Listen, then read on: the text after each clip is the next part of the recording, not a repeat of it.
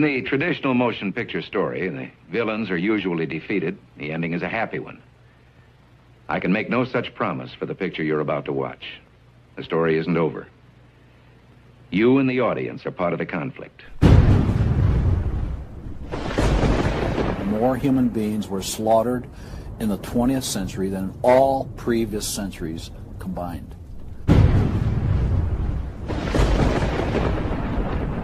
We're talking a congressional record, 135 million dead.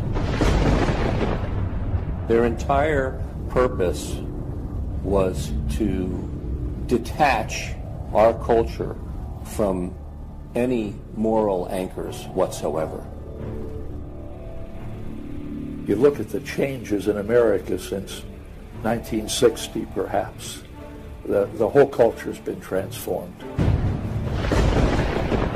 They're coming out of the belief that the village should raise the child. The village means the government. They have deliberately destroyed the American family, understanding that's the foundational block that builds a society. We've come from Norman Rockwell's America to Hugh Hefner's America. If we lose the Judeo-Christian framework, we're lost forever. The left wants you to think that the cultural changes that have taken place in America since the 1960s have done nothing but progress us forward toward a brave new world. They look at what holds society together, they understand it, but they don't want that. They want change, and they will subvert and rot every good and decent thing we believe in, because they have a vision for a new society, and that must mean the replacement of the old society. This film will show that the brave new world they seek is nothing more than the failed policies and ideologies of the communism that enslaved over a third of the world's population during the 20th century. It will show that most people on the left aren't communist, just the useful idiots Lenin spoke of, being used to promote a socialist agenda, which is the first and necessary step toward communism. They basically try to say that the state itself is ultimate, that there's nothing, no law higher than the state, and if there's no law higher than the state, there's no appeal against it. History has proven beyond any doubt that the free enterprise that freedom produces provides more for anyone willing to work than any other system. So why would the left still be pushing their socialist agenda on us? I mean, it's really just microwave communism. There's only two possibilities. They're either ignorant or they're evil. From my investigation over the last 2 years into what has caused America's drastic decline, I'm sorry to say the left won't be able to use the ignorant card. They've left too much evidence of their agenda in their books, articles, and speeches. No, America has an enemy that is getting very close to accomplishing its plan of destroying the greatest country in all world history. Once people figure it out, they're going to do what people everywhere do. They're going to start protesting, and they're going to start revolting. And when that happens, that's when the powers that be feel threatened, and they use the power that they have.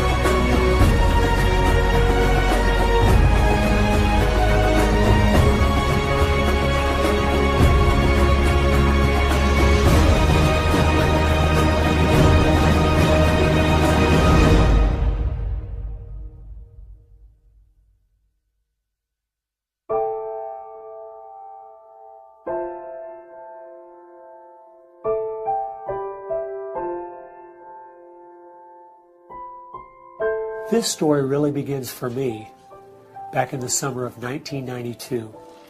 I got a phone call from an older gentleman I knew who was a writer, and he asked me if I'd go attend a meeting for him at the University of California, Berkeley. He told me that the Communist Party USA had recently split over differences of how to best take America down. Some were wanting to still work toward a violent revolution, while others were wanting to focus their efforts on using public policy to subvert America from the inside. He was curious what they had to say. I mean, after all, the Berlin Wall had just come down, the Soviet Union had dissolved, and the whole world was saying communism is dead. So why were they meeting, and what were they up to? I was in graduate school at the time, and the whole idea of slipping in undercover into a communist meeting sounded pretty neat, so I decided to go. The first surprise I had was when I walked into the auditorium. I was expecting it to be filled with college radicals, but instead it was 50, 60, and 70-year-olds, grandparents, professionally dressed with briefcases, and I realized this might be a little more serious than I thought. As the weekend unfolded, I listened carefully as they outlined their plan and agenda and how they were going to infiltrate the institutions of America to influence us in the direction they wanted us to go. To destroy our families, they wanted to promote cohabitation instead of marriage. They wanted to try to get children away into government programs at the earliest age possible. And they also said they'd like to get behind the feminist movement because they felt it had been very successful in making women discontent with marriage and motherhood. To destroy business, they wanted to get behind the environmental movement. And in 1992, the environmental movement was very modest, but they thought it was the only vehicle capable of creating enough regulation and red tape to discourage business growth. And finally, to destroy our culture of religion and morality, they said, if we can get Americans to accept homosexuality, they thought it would begin to extinguish our traditional moral values Americans held. I remember thinking at the time, this plan doesn't seem very realistic. It's not something I'll need to worry about in my lifetime. It was 15 years later, I was appointed by the governor to be a state representative in the legislature. I'd only lived in my district for 2 years, so I thought it'd be a good idea if I wrote a monthly letter to the editor. Each month I wrote on a different topic. In January 2008, as I was contemplating what to write my letter on, I thought back to the meeting in 1992, and I thought of the goals they'd outlined and where America was today, and I couldn't believe how successful they had been. Our families were totally disintegrating. The environmental movement had become the most powerful force for destroying our free markets, and hate crimes legislation was being considered in Washington, D.C. that made it a crime to even say anything against the homosexual movement. I realized people needed to know what was going on. After I wrote this letter, within days, people were protesting at the Capitol. It was a feature story on the evening news. Controversial comments have state legislators buzzing tonight. After a freshman lawmaker alleges the communist agenda has infiltrated mainstream America. It's the big story, live at 6. And over 40 letters to the editor had been printed in response to what I'd said.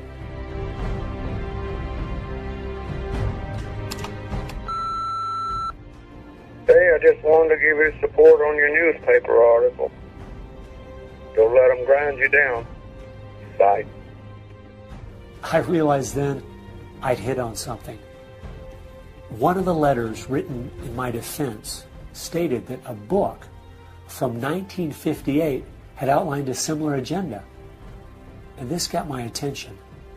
The book was The Naked Communist by Cleon Skousen, who had been a former FBI agent. And inside the book it documented 45 current communist goals from 1958. And as I slowly read through the list, seeing how specific their agenda had been to subvert us on the inside, I couldn't believe it.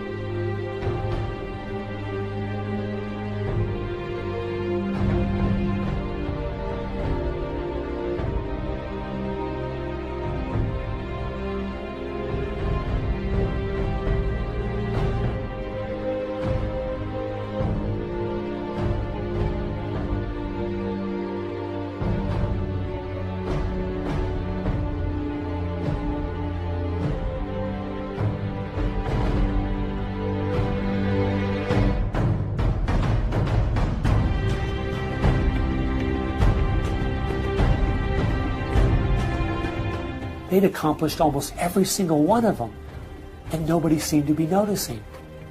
For at least the last 50 years, they'd been working actively behind the scenes, in the shadows, trying to move our people and our culture in a direction that was designed to destroy us.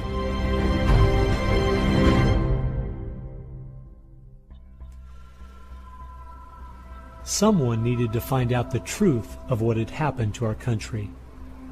Could all of these very specific goals have been accomplished by accident? Or was there something there, under the surface, intentionally rotting away America's culture?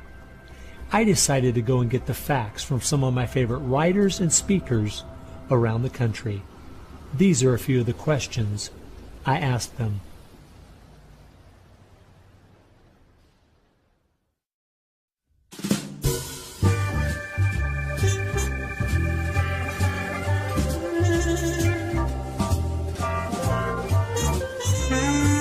The common myth is that communism is dead, but there are more Communist Party members in the world today than there ever have been. One of the things the communists are doing worldwide is not using that name. And so what we have is people with some of the same ideas masquerading in the United States under a variety of names. They're even trying to get away from the word liberal to describe them, and they're trying to call themselves progressives. If you go to the American Communist Party website, all of the programs and policies they support are progressive. So progressives are anything from a hardcore liberal to a communist to a socialist. They all call themselves progressives, and they all have broadly the same values and work together. J. Edgar Hoover is called the masters of deceit.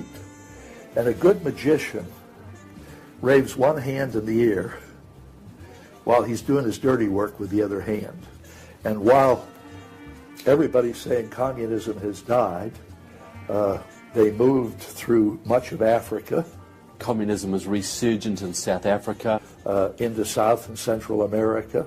Right now, 6 countries in Latin America are now communistic. We have communist China. We have Cuba, North Korea. We have Vietnam. It still dominates behind the scene in Russia. It's still very strong in Eastern Europe. It is strong in the EU. It is strong in virtually every country in the world. Whittaker Chambers said, the communism succeeds because most people that promote communist causes are not communist. The useful idiots, that Lenin called them, it gives it an air of legitimacy it would never have if it was identified with communists and communism. So why has it been so easy for them to get people on the left who aren't communists to push forward their agenda? Once I looked at the political scale, it all started to make sense. On the far left, you have 100% government, and on the far right, zero government. Anarchy is no government and doesn't make sense at all. On the far left, you have socialism, communism, and Nazism, all systems that have a socialist form of government with only slight variances between them. Traditionally, Republicans were slightly to the right of center, and Democrats were slightly to the left. In recent years, though, through the radical influence of the media, Hollywood, and the multitude of Marxist professors in our universities, both parties have slid to the left, with the Democrats going so far they have openly joined hand in hand with the radicals. That's why they all work together. All the groups on the left now have the same goal, a socialist America.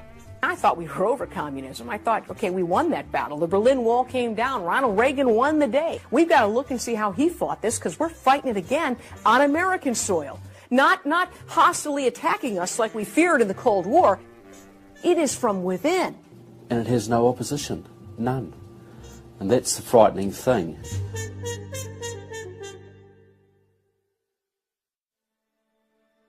I think it's pretty clear to see communism isn't dead.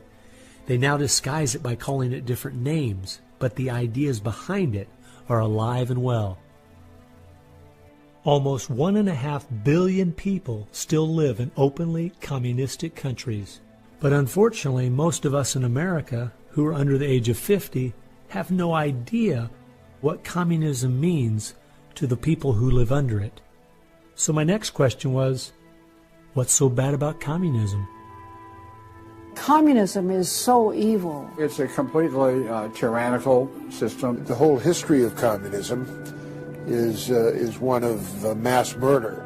Tens of millions of people brutally murdered by the communists. The mass murder of more people in times of peace in all the wars of history combined. Each of those countries where they have taken control, millions have been murdered. When you're asking for what is the legacy of Marxism, it is the greatest killing machine in all of human history. We're talking congressional record, 135 million dead due to communism. I think the real number is probably, when you add in abortions, over 500 million. The rulers lived rather well, and at the same time you had all kinds of people who were enslaved, put in prison, oppressed, so you had really the opposite of what they claimed was going to be the result of their revolutionary activities. You would think that if the 20th century was the most murderous of centuries, everyone would say, let's find out why. And the truth is, you can't even ask the question. It is verboten to ask the question because the ideas that brought about that mass murder are still being taught in our public schools today. I think one of the reasons this has happened is because there's so much confusion surrounding the word communism. Technically speaking, communism is simply the final phase and goal of socialism. And socialism is best described by two words: big government. Government controls almost everything, and they use this power to take things by force from one person and give it to another. The liberals in America sincerely believe that this isn't evil at all. It is what will finally make things fair and just. There's only one problem that pulls some of us away from this wonderful utopian vision: history. From history we see that whether it was Hitler's National Socialism or Stalin's Soviet Socialism, socialism by whatever name and in all its forms is the ultimate evil. Sooner or later, it destroys everything in its path: law, morality, family, prosperity, productivity, education, incentive, and finally life itself. The problem with socialism is that it creates the conditions for a Stalin or a Hitler to come to power.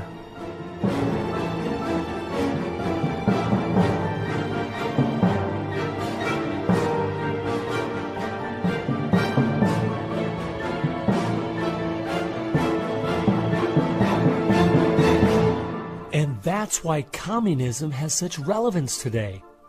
It's the final destination on the road we're traveling.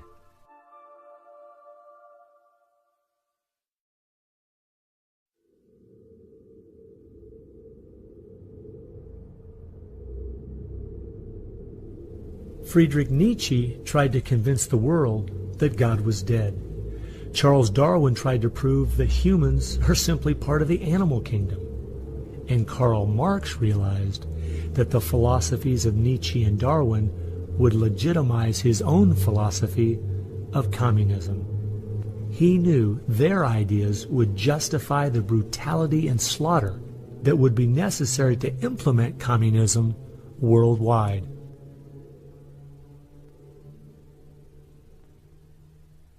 It was in March of 1883, Karl Marx, the father of modern-day communism, died. The assumption that communism would die with him was a logical one, since only 9 people attended his funeral. In October of that same year in London, England, a group was forming called the Fabian Socialist Society. The Fabian Socialists decided that they were going to socialize the world incrementally. They called it socialism by evolution instead of Marxist socialism by revolution. It always worked in tandem with the communists. Some Fabians were also communist. There was a bit of interchange in membership. The Fabian socialists are slowly but surely bringing about the socialization of the world. Europe is pretty well done. They are now working in Latin America. Latin America is not just socialistic in many countries. They're all already Marxist. You have hardcore Marxists in Venezuela, in Nicaragua. El Salvador just went communistic, and of course Fidel is sitting right there laughing at this whole thing. And we haven't even figured this thing out yet. We don't even know there's a red plague coming up to meet us. We think that we're just going to watch the cartoons on Saturday morning and everything will be fine. They had a lot to do with bad stuff happening. There are two things I found that gave me a good idea where the Fabians were really coming from. First of all, their symbol was a wolf in sheep's clothing. And secondly, George Bernard Shaw, who was a leader in the Fabians for almost 50 years, said, quote, "I am a communist, but not a member of the Communist Party. Stalin is a first-rate Fabian. I am one of the founders of Fabianism, and as such, very friendly to Russia," unquote. Fabians eventually begat the Students for a Democratic Society, which begat the Weather Underground, which begat basically the social changes that have happened in America in the last 40 years. Many of the SDS members from the 1960s still have an incredible influence on the direction our country is heading. One is the Reverend Jim Wallace, who was president of SDS when he was a student at Michigan State University. And yet today, he is the spiritual advisor to the President of the United States. They've been friends for many years. They go back to Chicago and the Chicago politics crowd. And during the Vietnam War, he was rooting for the Viet Cong to beat the United States Army. And when they did, he just couldn't believe it. He said it was one of the happiest days in his life. And another leader in the Students for a Democratic Society and founder of the Weather Underground is William Ayers, who has been a longtime friend and neighbor of President Obama. It came out in 2009 that Obama's book, Dreams from My Father, was even written by Ayers. So the influence from the Fabian Socialist Society goes right into the White House.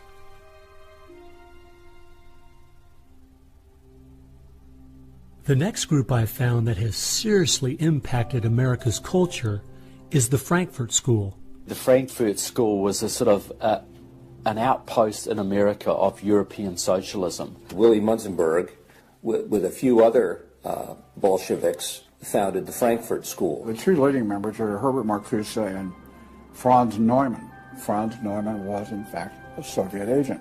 Their entire purpose was to stand the entire educational system of the West, and the United States in particular, on its head. Bertrand Russell, who worked with the Frankfurt School, said, "By using psychological techniques to teach the children, we will be able to produce, quote, an unshakable conviction that snow is black," unquote. They established a school here with the help of John Dewey. He helps bring these German intellectuals to America in 1933, dropped them down at Princeton, Berkeley, Brandeis, to go after education and media. Included in those goals were the teaching of homosexuality and sexuality to children, the promotion of excessive drinking, and destruction of religion in the United States. That was a big one.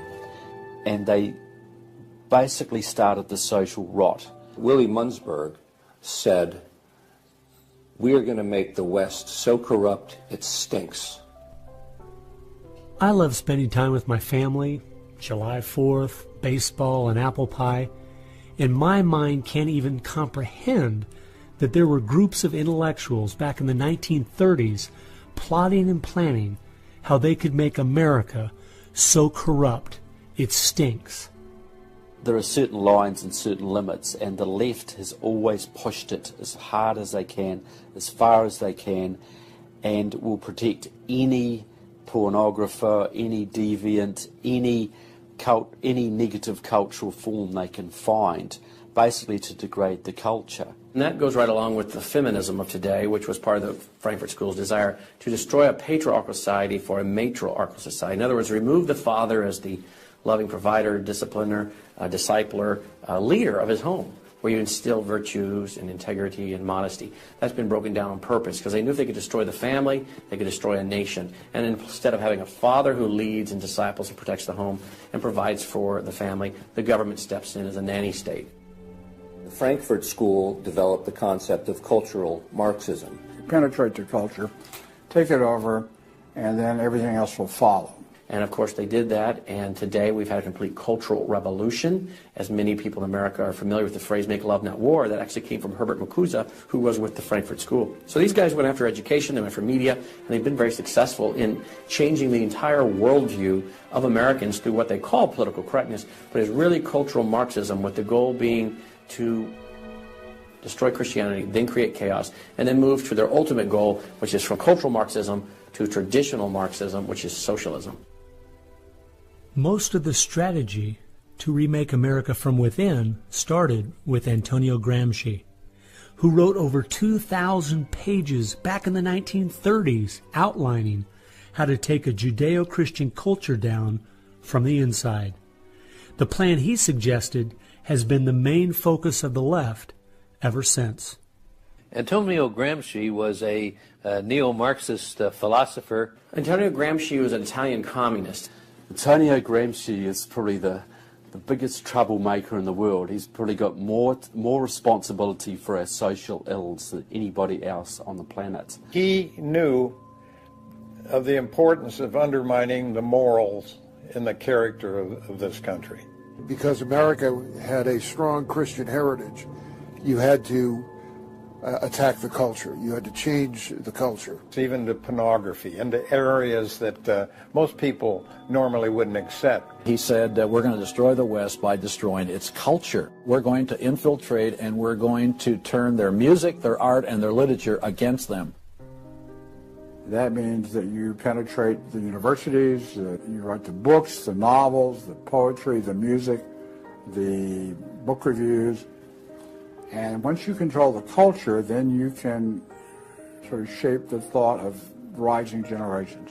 He differed with Marx. Instead of, for example, destroying the church and the other basic institutions, he said infiltrate them and use them to change the culture. What Gramsci had to say was that this is the way that government is perpetuated and society is perpetuated is through these churches, because they set the standards, they set the framework of the way people live, of rules, how a family should be structured. He didn't want a revolution on the streets that would be overturned by the police the next day. He wanted to change society over the long term so that we'd have a revolution without us even realizing it, basically. And the communists have been very effective in promoting their ideology in Hollywood, in the mass media. And I think he was quite right. I think that's exactly what has happened. I think that's the way it's worked. I think it's working that way now. And that's where a lot of these people come from. And that's been the big success story of communism in the last 50 years. It's the professors, it's the educationalists, it's the journalists. They are the shock troops, the Gramscian shock troops of the future. And one of Gramsci's all-star disciples, Saul Alinsky, became one of the most influential radicals of the 1960s. Well, Saul Alinsky was a prominent radical in 1930 Chicago. He worked closely with the Communist Party. He used to go down and train at the rifle range with Leon Dupre, who was later a mentor of Barack Obama. And they used to train to shoot because they knew the revolution was just around the corner. But that didn't come, so he got a bit more subtle. Well, Saul Alinsky called for a community organizer to stir things up, to create agitation. In fact, he said you'll be accused of being an agitator, and that's exactly what you are. He wanted the haves and have-nots fighting with each other. It wasn't until I was watching an old film from World War II that I realized what the left has been doing in America to pit the poor against the rich, blacks against whites, and the young against the old, is the same tactic Hitler used to disunify Germany. You see, they knew that they were not strong enough to conquer a unified country. So they split Germany into small groups. They used prejudice as a practical weapon to cripple the nation. Remember that when you hear this kind of talk. Somebody's going to get something out of it, and it isn't going to be you. And they use the conflict as justification for more government to stop the chaos. So they create the chaos, and then they step in as a solution to the chaos. And as Francis Schaeffer said, once this chaos comes, most people will willingly give over to a authoritarianism because they don't want the chaos. His book was kind of the field manual, if you will, for these activist organizations. Which President Obama studied and taught at a workshop for 4 years in Chicago as a community organizer for ACORN. As I was reading through Rules for Radicals to see where he was coming from, I just happened to take a look at the dedication in the front of the book. And this is what I saw. Quote, "Lest we forget at least an over-the-shoulder acknowledgement to the very first radical, the first radical known to man who rebelled against the establishment and did it so effectively that he at least won his own kingdom. Lucifer." Unquote. Saul Alinsky from Antonio Gramsci has had an incredible amount of influence on our president and on our society, and he dedicates his book openly to Lucifer, Satan. I think that says more about where their ideas and plans are based than anything else. You asked what Saul Alinsky's impact is on the leftist movement today, and it basically defines it. It defines it. Saul Alinsky took the best of Gramsci and the best of the Fabian socialist ideas, combined, repackaged, and sold them to the 60s radicals. After studying Alinsky, Richard Cloward and his wife, Frances Fox Piven, came up with what is today known as the Cloward-Piven strategy. Now, their idea was basically that to destroy society or destroy capitalism per se, they needed to overload the system. The idea was to get everybody you possibly could on welfare, to get everybody you possibly could basically milking the system in some way or another. It was called the crisis strategy, and it became very well known by activists and radicals in the 60s. They published an article in the May 1966 issue of Nation magazine called The Weight of the Poor, in which they outlined their strategy. Rathke read that article, and Rathke ended up starting what we now know today as ACORN, and of course Cloward and Piven had been studying Saul Alinsky. So Antonio Gramsci gives us Saul Alinsky. Saul Alinsky gives us the Cloward-Piven strategy, this husband and wife that said, hey, let's collapse the American economy by implementing so many entitlements, so much of a welfare state, it collapsed. Rathke studied the Cloward-Piven strategy. He starts ACORN. And of course, ACORN gave us Obama. And to show what a small world it is, Wade Rathke, who started ACORN, was the draft resistance organizer for SDS, the group the Fabians started.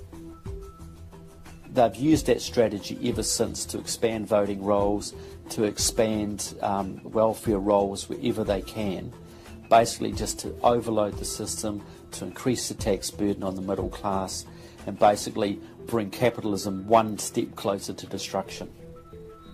I guess we shouldn't be surprised that we still have open borders, that so many people are dependent on the government, and that the left keeps pushing these programs when all they've done is tear apart the black families in America and create generational cycles of poverty.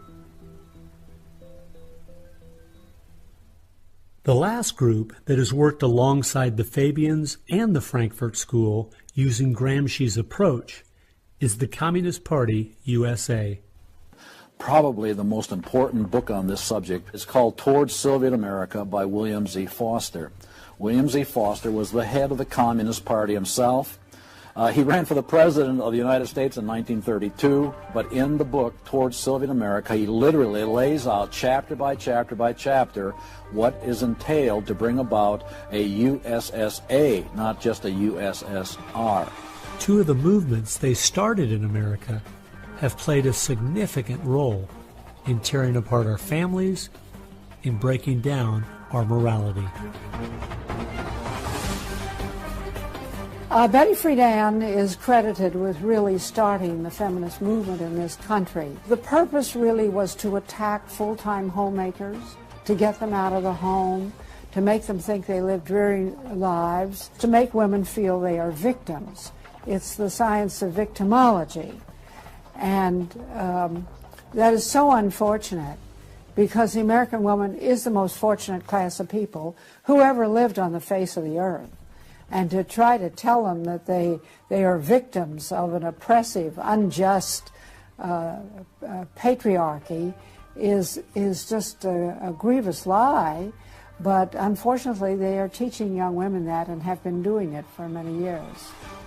While Betty Friedan was pushing her book, Feminine Mystique, she implied that she was coming from the point of being a frustrated housewife herself and just wanted to be a help to other women. But later in the 1990s, it came out she was in fact a radical propagandist for the Communist Party and a staunch supporter of Stalin. So when she had described the American family as, quote, a comfortable concentration camp, unquote, it wasn't because of her experience at home.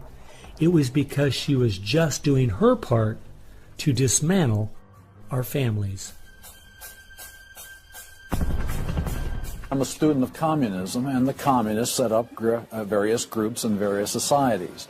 Their society that they set up to promote homosexuality in this country was called the Mattachine Society.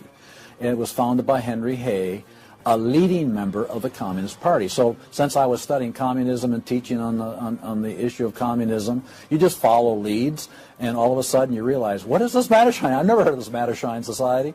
Well, it was Henry Hay's organization set up to infiltrate the culture of the United States to make homosexuality normal. It's always been a movement dominated by the left. It's all these so-called isms. You'll find there's a communist or a socialist behind every one of them, and you'll always see the targets. It's basically the traditional family unit. The war is still against the family. If you go back to the Communist Manifesto and read Karl Marx carefully, the war is against what they called the bourgeois family, which was really the biblical family, father, mother, and child. They want to plow through marriage. They want to change the very definition and meaning of marriage, because their open door to engineering society in this utopian way is blocked by the very values of our Christian civilization that's taught through marriage. And so the left just has got to destroy the family, because if there's any one thing that will prevent the left from carrying out its agenda, it's healthy and strong nuclear families. And so from the Fabian Socialist Society to the Frankfurt School to Antonio Gramsci and the Communist Party USA, from these four you will find connections to almost every left-leaning person and organization in America. Their influence has been incredible.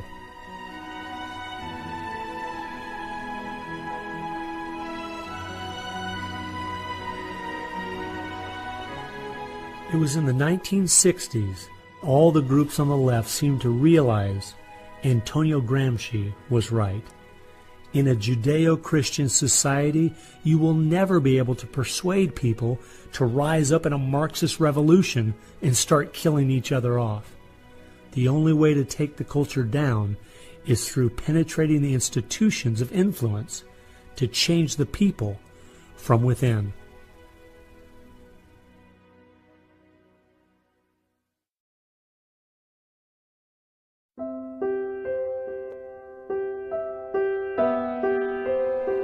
I guess the biggest surprise I had while studying these four groups was seeing that a large part of their agenda was trying to make us an immoral people. The communists knew in the 1930s and since that time, and the leftists know today, that if you can break down the cultural traditions, the basic rules of morality, then it's much easier to move people in different directions that are counter to the good of society. They recognize that it's all part of the same fabric. Their ideologies all work together to break down families, to break down the sanctity of human life, the value of human life, to break down the idea that there is a God that we are accountable to. They essentially are validating the Judeo-Christian worldview by the very things they attack. Because in their effort to destroy our culture, they know that they have to go after the very things that the Judeo-Christian tradition honors and values. Morality, belief in God, faith, the importance of family, the sanctity of life, the sanctity of marriage. It's amazing our enemies could see our morality was our greatest strength, and yet so many Americans don't seem to get it. Morality is simply having the character to do what you should do instead of what you have the freedom to do. And that's the only way freedom works. A people cannot be given freedom without morality, or they will self-destruct. And that's what we see happening in America today. The bottom line is freedom and free enterprise are simply fruit on the tree of morality. Our founding fathers clearly understood this principle, and so do our enemies.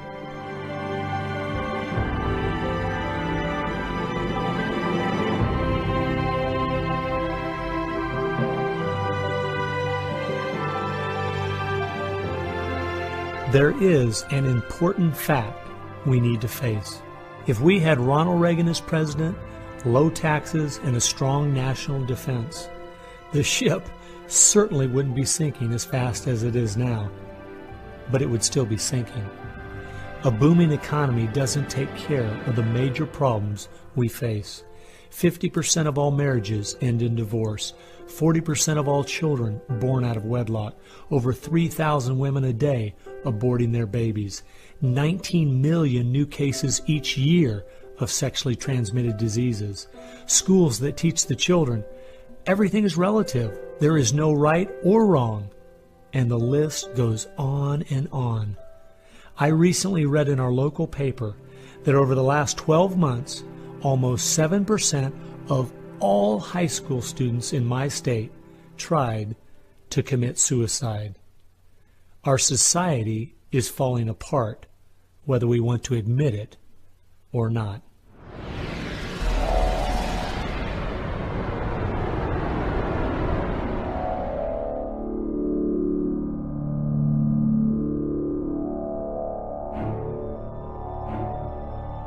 Karl Marx had the insight to see that dethroning God and destroying capitalism went hand in hand. As you attempt to dethrone God by erasing the morality in a society and destroying his institutions, the family and the church, you are destroying capitalism. Because as the families fall apart and the church loses its influence, society starts to crumble. And then government has to expand to pick up the pieces. The question, as Whittaker Chambers put it, was God or man? God or man? Karl Marx was an atheist. Marx's philosophy was that people existed for the benefit of the state. What Marxism did and does, and all the other isms of the modern era, is to try to dethrone God by deifying man. You have to discredit God. He's your competition. The 20th century ushered in several ideologies that sought to devalue God and elevate man. Communism, relativism, humanism, they all deny that there's a God, and they claim that by doing so they're really elevating man. But if you look at how each of those philosophies end up working out in real life, there are always some classes of human beings that don't deserve the same value or rights as anyone else. To turn it around, to believe in freedom, the way we have been raised, you have to believe that there's something precious about every human person. And of course that's from the Bible. Imago Dei, we are all created in the image of God. Therefore, every human being is entitled to respect and dignity and freedom, and that is distinctive to biblical religion. You don't find it anywhere else. Almost all the ideas that have made America such a unique and great country our founding fathers got straight out of the Bible.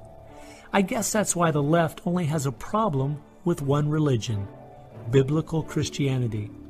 They never complain about separation of church and state when it comes to Islam, Buddhism, Hinduism, or any of the other religions. In fact, a couple years ago, the Dalai Lama came to my town, and during the school day, at taxpayers' expense, thousands of our local school children were bussed in to hear him talk. I wonder if they would ever do that for someone like Billy Graham. No, they must destroy the Bible's influence in America so they can step in with big government in its place. It's an age-old question. Are we going to believe in God, or are we going to play God ourselves? Essentially, for the left, the choice that they see very clearly is people are going to depend upon God or they are going to depend upon government. They want people to depend upon government, so they have to destroy faith in God. At its core, it's a rebellion against God and God's laws. And that's what the battle is about. That's what the assault is on. That's why Christianity is a target. And that's why we saw the gulags in the Soviet Union. We saw the concentration camps in Nazi Germany. And all the ideologies that elevate man end up devaluing certain human beings. Dictators of the left, Hitler, Stalin, Mao, Castro, and all the others, always have come to power by acting like they're going to change things to make it better for the people. Yet history has shown us the devastating results that have happened every single time. There is no example in history of big government that didn't abuse its power over the people.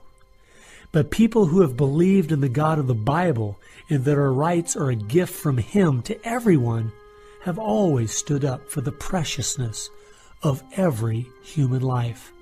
You look at those who have fought for true human rights throughout the ages, and it's those that do have a strong faith in God, those who fought against slavery, and those now today who are fighting for the sanctity of human life. Like the Declaration says, we hold these truths to be self-evident, all men are created equal. Aristotle didn't believe that. He said, no, some people are born to be slaves, and some other people are born to rule over them. And the reason that you and I know different, and it's not because we're smarter than Aristotle, he was a smart man. But we have something he didn't have. We have the Bible. And so, therefore, that's where we get these ideas. And from pagan antiquity or neo-paganism or all the modernisms, you get the opposite. After studying this topic for the last 2 years and reading literally hundreds of their books and articles and speeches, I've come to the conclusion, whether the left knows it or not, their plans and goals can all be summed up very simply. They are at war with God. A people that are moral and believe their rights come from God would not only never want what they're selling, but would also never need it. And they know that.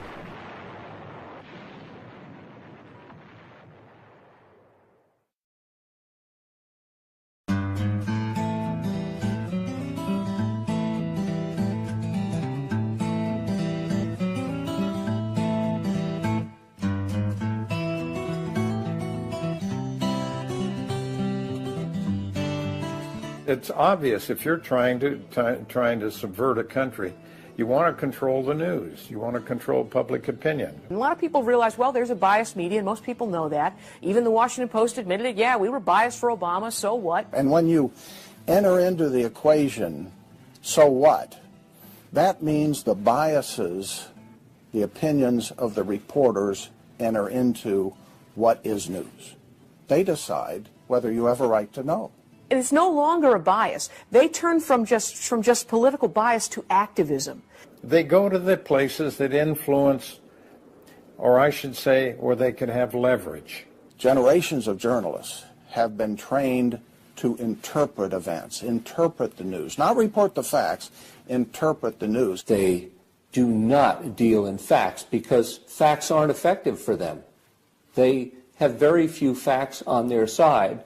They've gone into and penetrated these major areas to where they can influence it in the direction they want to go. We've seen a massive shift away from old-fashioned objective news reporting to what he called interpretive reporting, what others call advocacy journalism. And it's advocacy for a cause. And as a result, we have a news media in the United States that is extremely liberal at the present time. Which was a major, major goal, to control not merely the newsprint, but the television media and Hollywood. Stalin said himself, if I could control Hollywood, I could rule the world.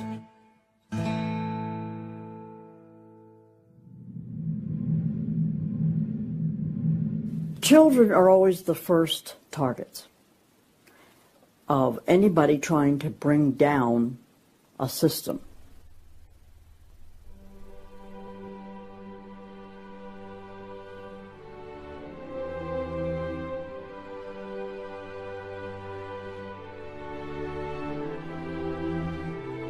John Dewey is believed to be the most influential man in the whole area of public education.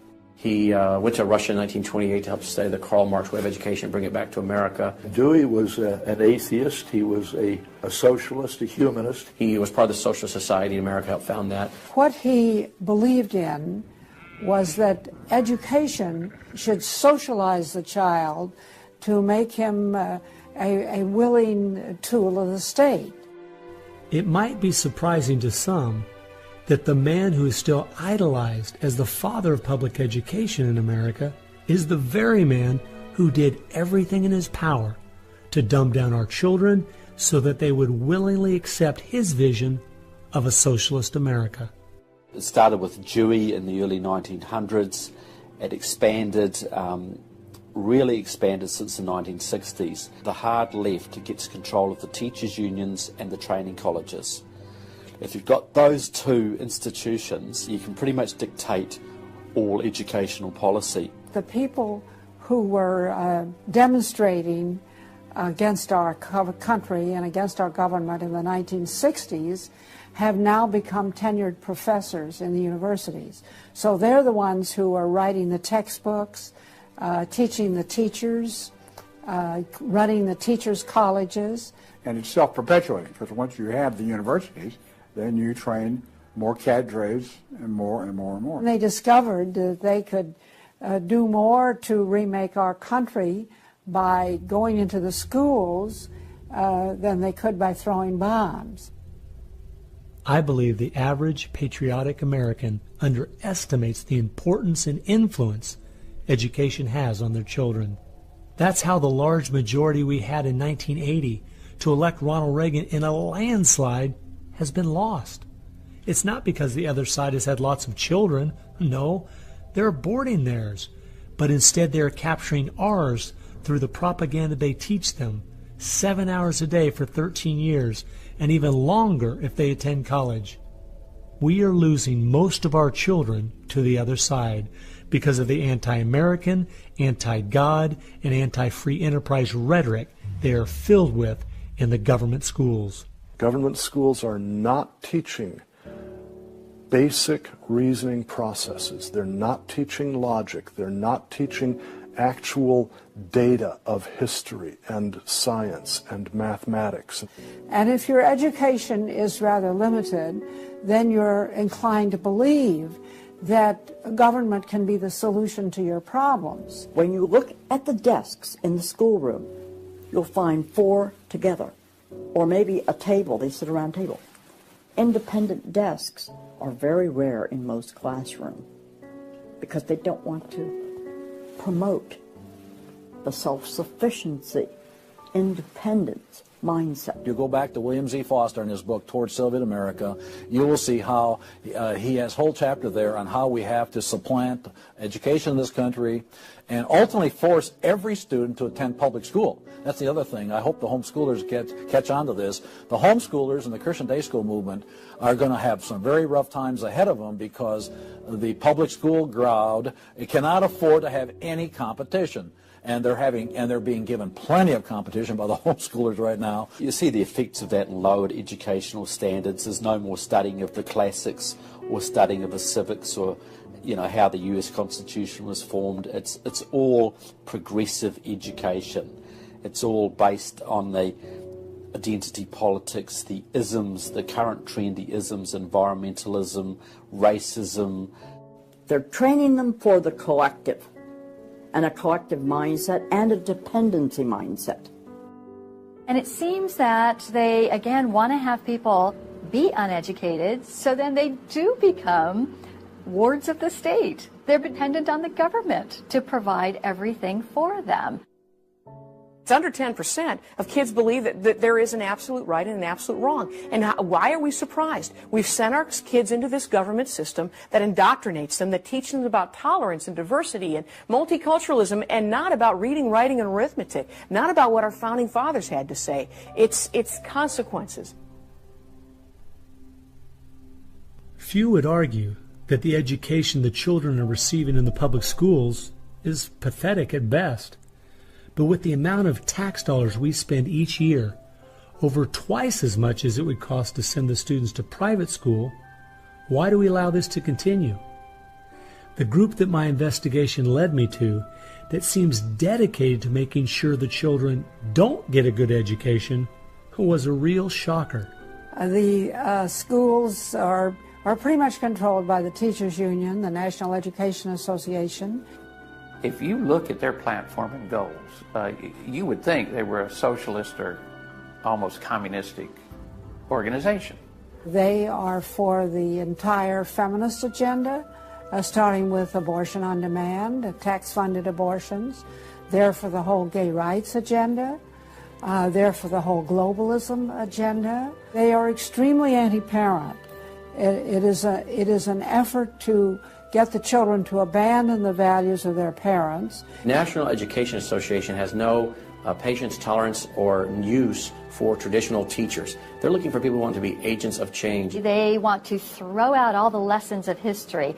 And really it's an attempt to then impose their own views and ideas onto people, get them to act as activists. If you control those institutions, then you can control everything else. It's all public schools, all for their jobs, and they have gotten behind all of the radical kinds of curriculum that's being introduced. They're for it 100%.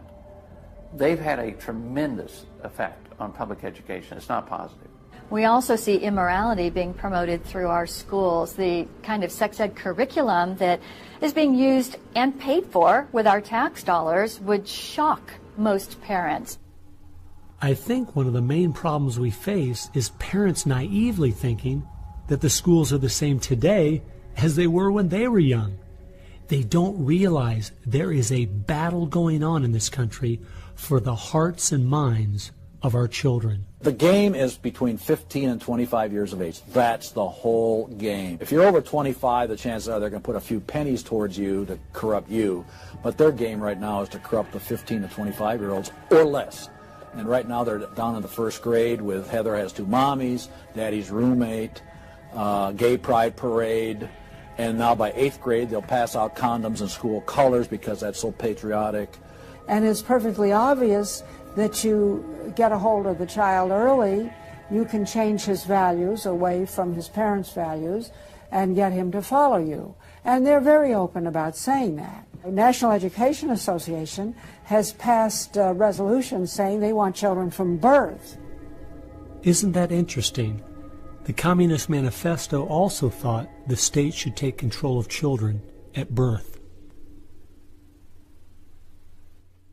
The left has always been good at disguising their real agenda by coming up with phrases made from words we are very familiar with, but then giving them new definitions. Social justice is the current phrase of choice and is being used to teach children the failed Marxist ideas of yesteryear are what they should strive for today. We see social justice curriculum today, which is the buzzword for communism, socialism, Marxism, which Bill Ayers is teaching. It's in many of our colleges, and the social justice curriculum is being taught in high schools all over the nation. Justice is good. If you then start calling it something blank justice, then you're modifying it. And what it really means is, I think, taking from one group of people and giving to another group. So I would call it socialisms. and it's used to break down the differences between the way things are done and the way it should be done. So when they're teaching social justice in the schools, they're not talking about free enterprise and capitalism and individual self-responsibility, all the things that made America great. They're talking about the things that made Europe and the Soviet Union and China so bad. The longer we allow our schools to teach the children that America has so many faults it's not worth saving, instead of the fact that even with its faults, it is the greatest country that has ever existed, the less chance we have of ever turning our people back from the dead-end road we're currently on, a road that promises to give us a perfect world if we'll only give up our sovereignty and our freedom. You're going to find more and more of the following. This is now called a world pledge. We no longer want the Pledge of Allegiance to the flag of the United States of America because that is considered nationalistic, and of course the socialists, communists, and the Marxists and the extreme left wing in the country want nothing to do with it. I pledge allegiance to the world, to care for earth, sea, and air, to honor every living thing with peace and justice everywhere. This came out, first of all, in Superior, Wisconsin. So Superior, Wisconsin was their guinea pig, and there was very little said against it, and so it would then go to the next and the next and the next, and before long you'll have the whole school system standing up saying, I pledge allegiance to the world instead of I pledge allegiance to the U.S. The public schools right now, if you'll read Towards Soviet America, have nearly accepted every item that William Z. Foster said we needed to place into the public school curriculum. And we're seeing the results. You know, people are not as informed as they once were. They think in different ways, and they think in the way that the left intends them to think. Antonio Gramsci realized that if you can take over the institutions and the culture, you will be able to use those to influence society to create the socialist man you want. I think the most brilliant part of his plan was that he realized you could not only create a man that wanted big government to take care of him cradle to grave, but, and this is the genius of Gramsci, you could create a man that needed big government to take care of him cradle to grave. A man so dumbed down and so minimized in society, he wouldn't have the intellect or character to take care of himself. The reason this is so deadly for America is that once we have a certain percentage of the population in that category, our limited constitutional form of government is no longer possible because too many people won't be able to exist in that framework. We are approaching that tipping point rapidly.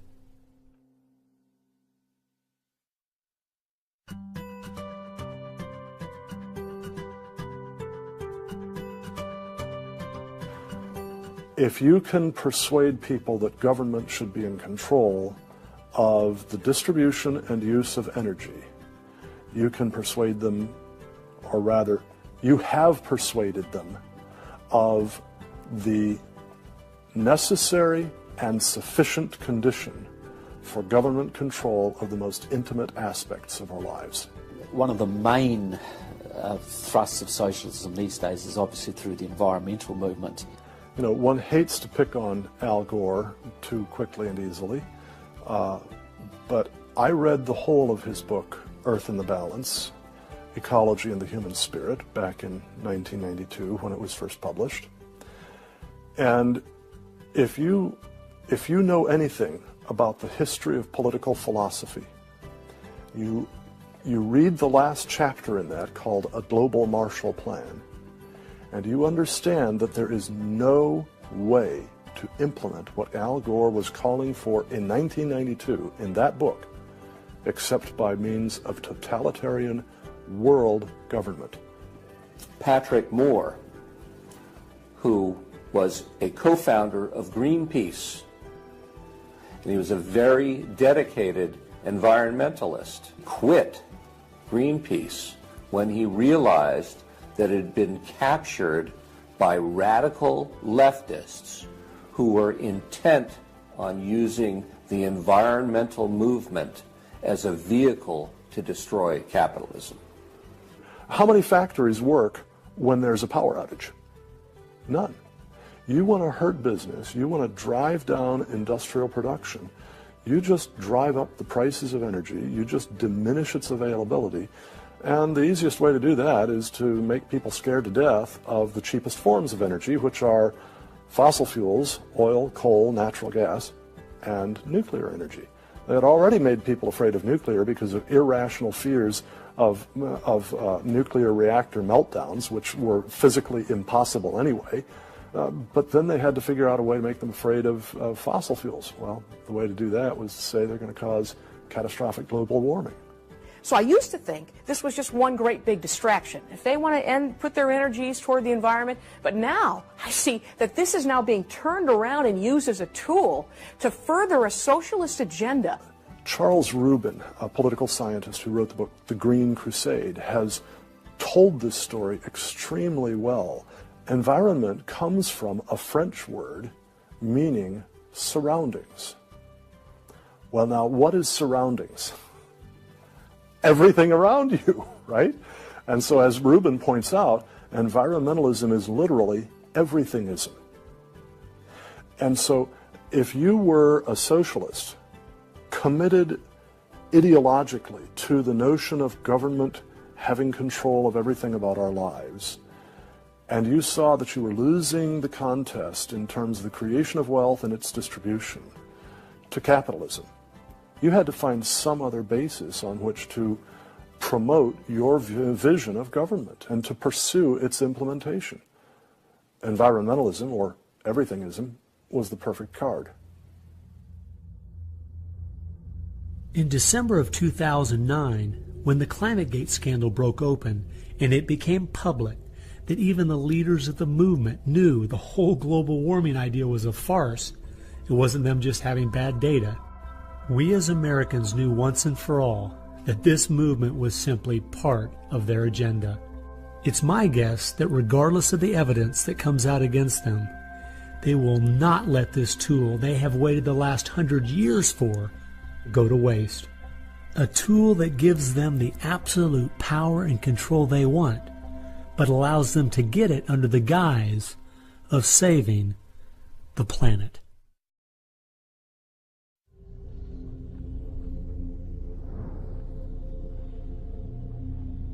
He was born of left-wing parents. He was mentored as a young man by a Communist Party member called Frank Marshall Davis. Now, Davis joined the Communist Party in Chicago, and he was very well connected there. So young Obama eventually wound up in Chicago, and he started working with the very same people that had been working with his friend Frank Marshall Davis. All of his associations have been with people that are way left of center, hardcore left. And he's doing nothing more than what is predictable based upon that background. The nicest word for his agenda is the socialist agenda, and we could go on down the line of the other descriptors of the types of an economy and a society that he's building. He's all the things that Gramsci wanted to use for social change. Yeah, he's the epitome of the movement. If you think there's no way that so few could be so effective, consider this. When the Communist Party USA split in 1992, the group that formed was the Committees of Correspondence, and it was their meeting I attended that summer at Berkeley. As I started researching that group, I saw that many of the same people who started or have worked with the Committees of Correspondence and its sister organizations were the same people who were involved with President Obama's campaign and administration. I found file after file on Trevor Loudon's website documenting with footnotes and photographs these connections. The radical left has been so successful they have persuaded the American people to put one of their own in the White House. Socialism and Marxism go together like Mary and Mary's little lamb. The general populace knows very little about what the socialists are up to. If you're going to find socialism, you're going to find the hardcore communists right behind it. One of the main avenues has been through what they call the Congressional Progressive Caucus. 20% of the US Congress are members of this organisation. They have chairmanships of most of the major House committees and are easily the single most powerful bloc in the US Congress. And virtually all of them are tied to either Democratic Socialists of America, the Communist Party USA, or other radical organisations. We're literally at this very time watching what's transpiring and has been going on from the Fabian socialist point of view from 1883 to the present. So these guys don't give up. And they're going at a breakneck speed because they know they've got an opportunity now to change America in a way that can never be changed back. And they're going for broke. The Bolsheviks, they're just waiting in the woods and they're just smiling like you can't believe. You just read the Communist Party USA blog and they just can't believe their good fortune. Every time they turn around, they just can't believe this is happening. They're like me. I'm a Christian conservative and I can't believe they've been so successful in doing this. The left has started multitudes of foundations and nonprofit organizations, many of which are using our tax dollars to grind America down.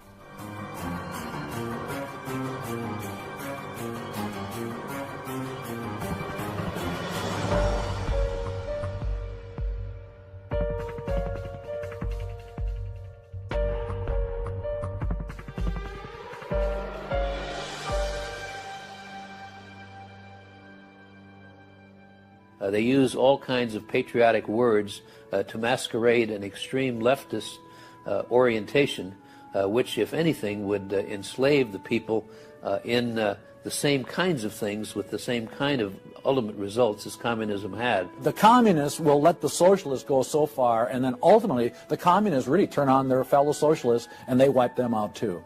And their attitude, I think, is really probably pretty close. They figure, look, if these socialists betrayed their own country, the chances are once we get in power, they'll betray us too. So they'll figure, let's just rub them out right now. And at a given point, you'll see in the history of communism that they've been very effective in rubbing out their fellow socialists who brought about their socialism before the Bolsheviks and the hardcore communists with a capital C took them over. One thing we do really have to recognize is this is a domestic enemy. This is not just people with different ideas. These are not just nice folks who have funny, silly ideas that they will eventually figure out are just not very mature. No, these people are dangerous, dangerous enemies, and they are intent on overthrowing this country and imposing the socialist system that will mean extreme hardship for the vast majority of people in this country. That's true with them constantly seeking to re-engineer society so they reach this level of utopian perfection. Where we, on the other side, we advance the idea that this is about the cause of freedom, and if it hadn't been for Jesus Christ, there never would have been a United States of America, because the inspiration for freedom drove our founding fathers. They were informed by their faith, and I believe guided by the hand of God.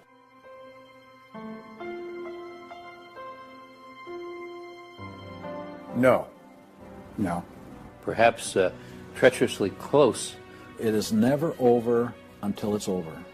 When the fat lady sings, isn't that the slogan? And when the fat lady sings, it's over. Now, she might be clearing her throat. We saw the great country of Germany in the 1920s brought to its knees. Hitler came into power and destroyed the country. We see countries like Zimbabwe in Africa, which was once a prosperous breadbasket, now just wrecked. Argentina was destroyed by the socialist Perón in the 50s. It was one of the richest countries in the world. So, no, we're not at the point of no return, but it's getting pretty late in the day. There's no time to be casual, that's for sure. We've spent too many years thinking, because we have Republicans in office, or the stock market is doing well, that everything's okay. This is why the left has gained so much ground. It doesn't matter who's been in office. They've just continued pushing forward with their agenda. Well, I believe this is our last chance to push back.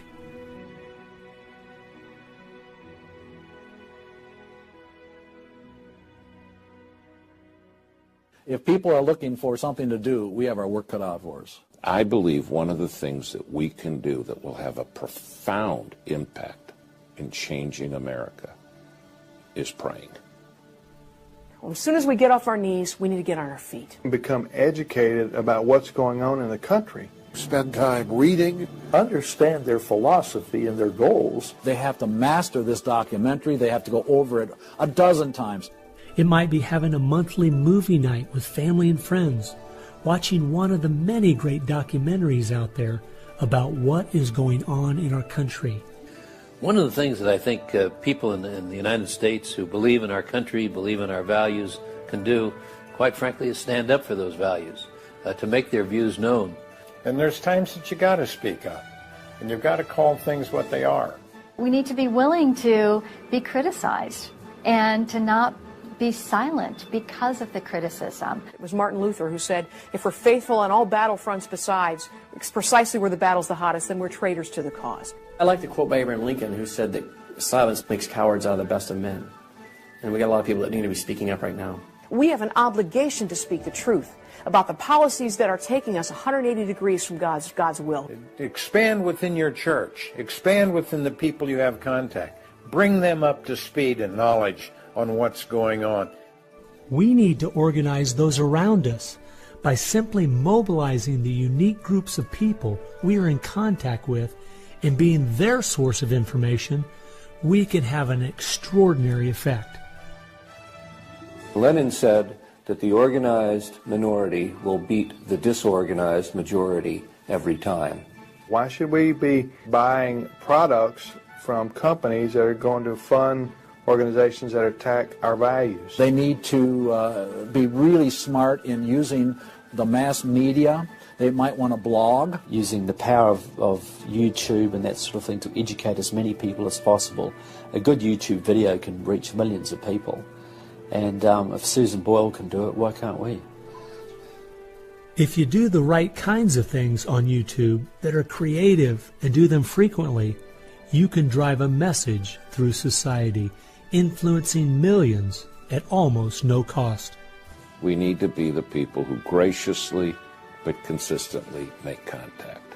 And express to those folks we elected what we want them to do, and what we believe in, what we think is right. And if they don't follow those things, then we need to make efforts to get them out and get other people in that will. Pick the good ones and stick to them. Don't waste your time on people who won't stand up for their country. All the others are making contact. The people who really want to honor America need to make contact. We also need to be influencing our own families. We've got to teach our own children and grandchildren the difference between truth and error, why they believe the things they do, and the true source of America's greatness. If what we're talking about is true, the most important thing we can do is protect our young, because that is where all of this is leading. They need to get that younger generation under their belt. And more parents are going to have to say, they're just going to have to sacrifice and take responsibility for their kids' education, because that's really where it starts, to impart that belief. The Southern Baptists, we're seeing that 85% of their kids, after they get out of their home, are essentially rejecting their faith, rejecting what they were taught. And of course, I think the reason for that is because their parents didn't have a lot of influence over them. I believe the public schools are the greatest cultural influence in this country. You homeschool your kids or get them in a Christian day school. If there is any way at all, homeschool your children. Homeschoolers out-test everybody. Our children need to be taught from Scripture a properly biblical worldview. That requires time. It requires effort. It requires purpose. Our minds should be the sharpest minds in the world. We need to work within our family to educate our children on what kind of country they live in and build their faith, and then get involved. The left has been working for decades to push us away from God and His laws, and we need to be willing to sacrifice whatever it takes to turn our country back to Him. Throughout our history as Americans, though, there has always been a great price to be paid for preserving, protecting, and defending this great land. The people who built America paid a great price. The people who went to war for our nation, boy, did they pay a price. And one of the American values was, we will pay a price for what is right. We will give of ourselves, even if it requires the giving of our lives. That was an American value.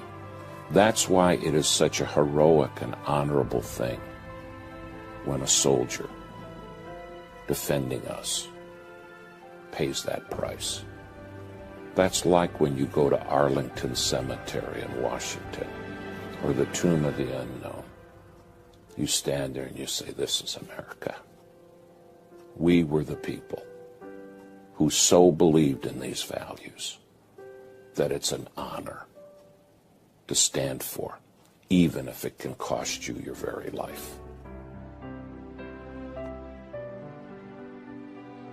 One thing I think we do need to remember, though, is that as we look at those we consider to be heroes in the past, they weren't people who just went along with the status quo. They weren't people who were just saying what was accepted at that time in history. They were people who were rising up above the evil that was being committed in their culture at that time. That's why they were heroes, because they weren't like everyone else. Never, ever lose sight of the power of one individual American. They can have an unbelievable magnifying effect just by the very fact they make up their mind to do so. The hope is in this, as Francis Schaeffer said, that as the dull ache of the human soul can no longer be filled with material prosperity, people are going to turn to spiritualism, whether it be pagan spirituality or biblical Christianity. We know, according to the Denver Post, June of 2008, pagan spirituality is doubling in America every 18 months.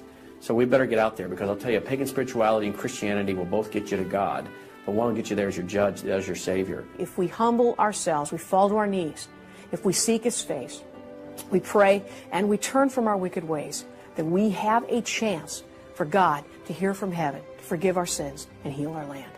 And if we are being judged, then we need to use this as an opportunity to show people that this judgment in this life is nothing compared to the judgment that's to come, that's eternal, and really make them understand the importance of fleeing God's wrath by accepting Him, repenting of their sins through faith and repentance. I believe that's the only chance, the only hope we have as a nation. Hope is not found in rhetoric. Hope is found in God, the God of creation. And you know what? Our founders were in covenant with that God. You need a dedicated, informed, praying Christian making things happen and being determined to do so.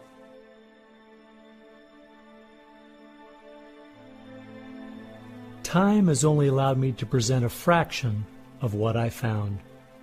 The reason I called this film Agenda is because I wanted to make a clear distinction between what I was researching and all the conspiracy theories out there. The dictionary says a conspiracy is an evil plan formulated in secret by two or more persons, but an agenda is simply a list of things to be done. At every turn of my investigation, I have found agendas by people and groups of the left outlining their plan in their own words. They've been doing most of this right out in the open. Some of you might be thinking, these Marxist ideas aren't the most serious threat we face. What about militant Islam, our open borders, the national debt, or even China? Well, I agree. America is facing so many serious threats right now. But the reason I believe this is the most dire is because it's destroying us on the inside. Through the political correctness and dumbing down, it's causing us to lose our ability to call evil evil and stand against it. I fear for our country. If we go along business as usual, not informed, not aware of what's going on, then the very small minority that have a plan and are great at organizing the uninformed and misguided will make sure their plan is carried out. I hope you realize it won't just be your children and grandchildren that pay the horrific price of living in the society they're trying to create. No, it will be far worse than that. Every time a civilization goes down or a country goes down militarily or economically, somebody else fills the gap. Now, if you look around the world now, it's going to be China, which is massively arming. You've got Russia, which is becoming increasingly belligerent. You've got the radical Islamic world, which works hand in glove with the Russians and the Chinese all the time. You've got a virtually red Latin America. You've got a neutral socialist Europe. So America hasn't got a lot of friends left in the world. Now, that's just not going to affect America. That's going to affect every single remaining country in the free world. Who's going to stand up to China if America doesn't? Who's going to stand up to the Russians? Is Europe going to do it? Australia, New Zealand, Canada? Not a chance. If America, and this is the point I think Americans need to comprehend, if America goes down economically, it will go down militarily. If America goes down militarily, we all go down. The free world is finished, and it will be finished for a very, very long time.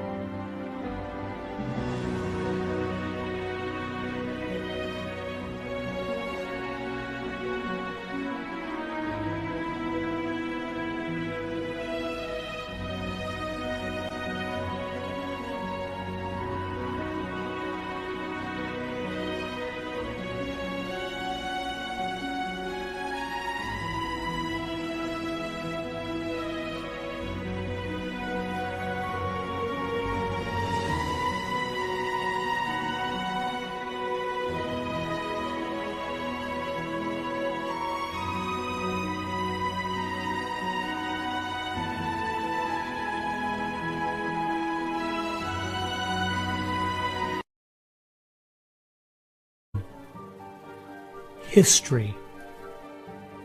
From history we see that whether it was Hitler's National Socialism or Stalin's Soviet Socialism, socialism by whatever name and in all its forms is the ultimate evil. Sooner or later, it destroys everything in its path: law, morality, family, prosperity, productivity, education, incentive, and finally life itself. The problem with socialism is that it creates the conditions for a Stalin or a Hitler to come to power.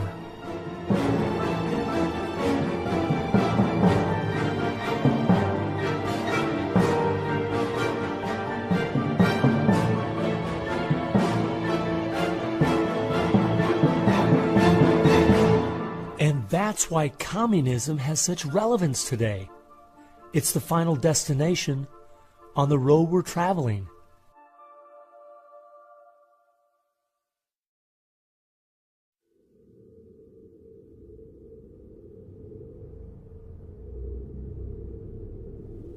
Friedrich Nietzsche tried to convince the world that God was dead. Charles Darwin tried to prove that humans are simply part of the animal kingdom. And Karl Marx realized that the philosophies of Nietzsche and Darwin would legitimize his own philosophy of communism. He knew their ideas would justify the brutality and slaughter that would be necessary to implement communism worldwide.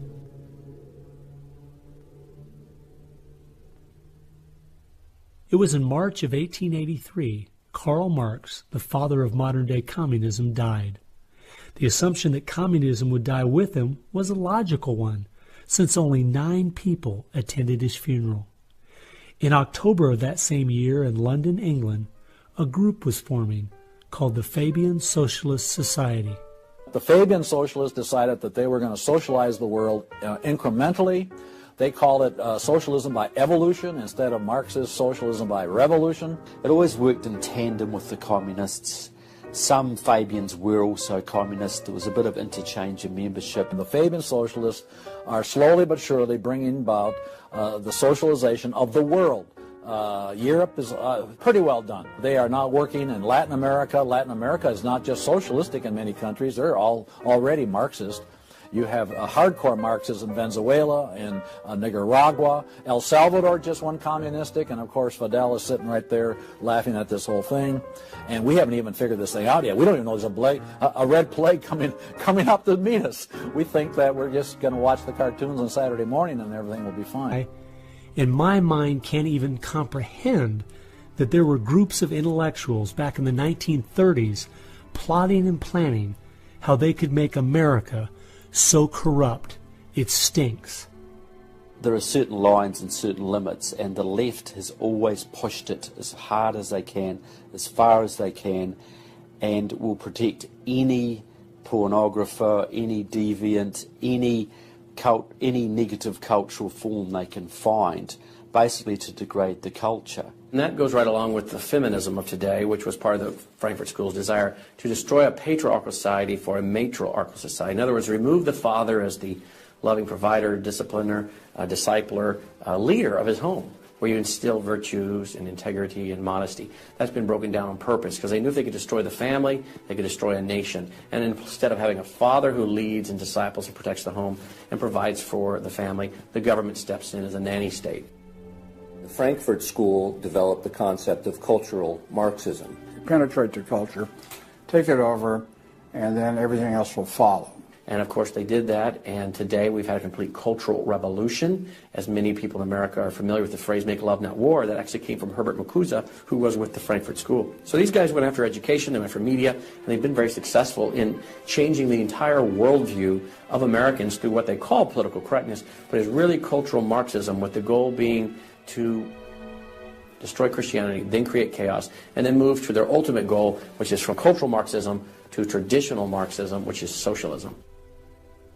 Most of the strategy to remake America from within started with Antonio Gramsci, who wrote over 2,000 pages back in the 1930s outlining how to take a Judeo-Christian culture down from the inside. The plan he suggested has been the main focus of the left ever since.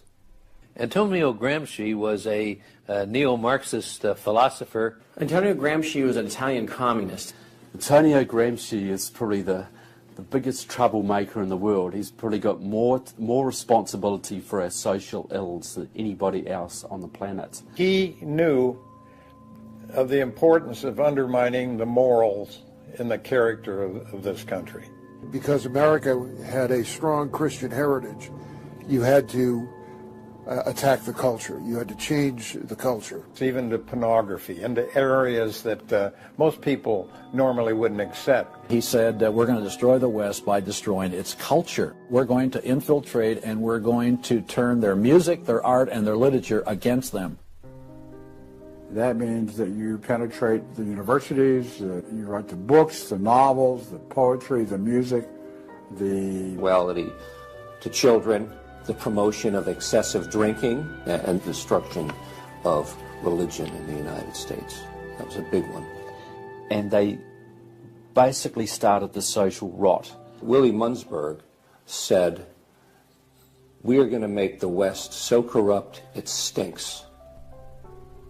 I love spending time with my family, July 4th, baseball, and apple pie, and my mind can't even comprehend that there were groups of intellectuals back in the 1930s plotting and planning how they could make America so corrupt it stinks.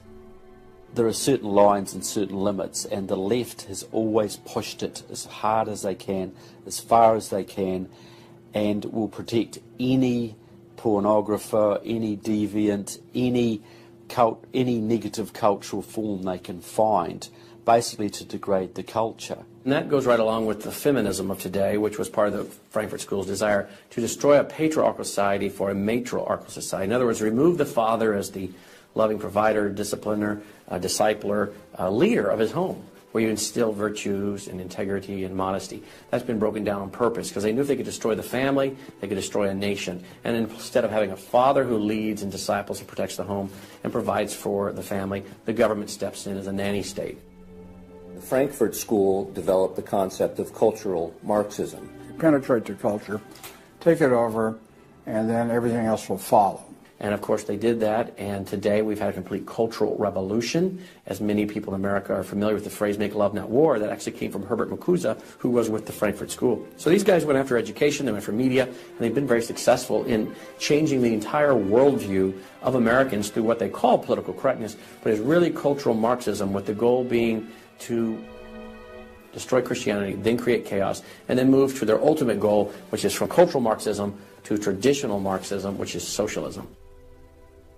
Most of the strategy to remake America from within started with Antonio Gramsci, who wrote over 2,000 pages back in the 1930s outlining how to take a Judeo-Christian culture down from the inside.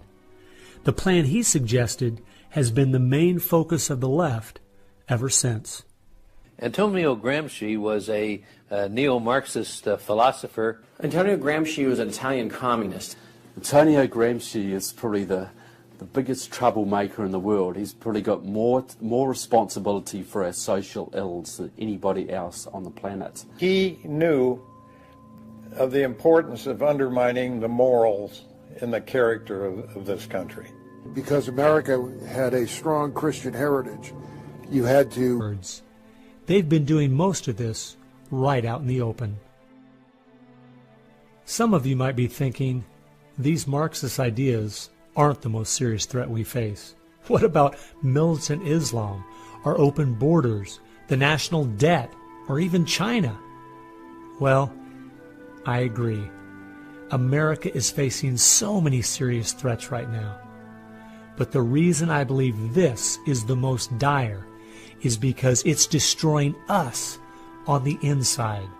Through the political correctness and dumbing down, it's causing us to lose our ability to call evil evil and stand against it.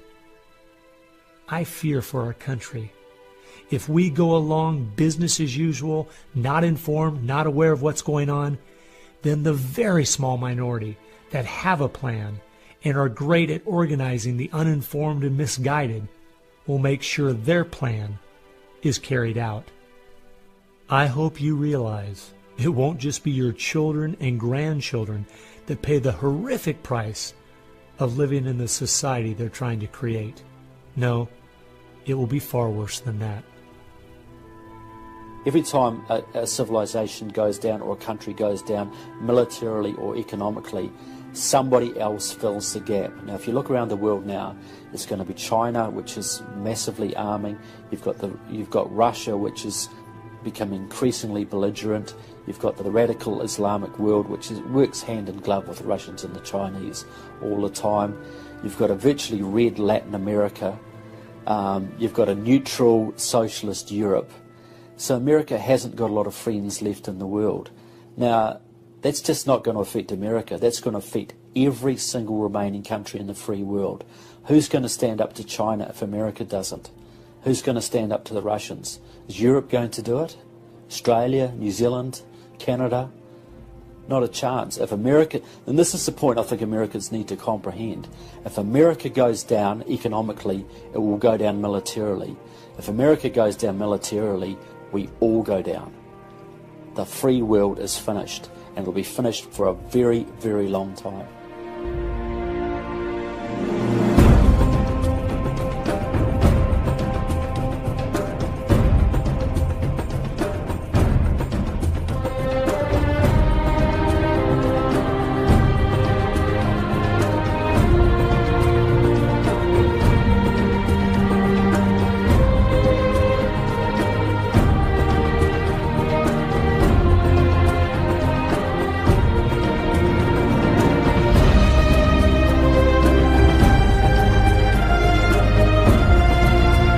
Almost every single one of them, and nobody seemed to be noticing.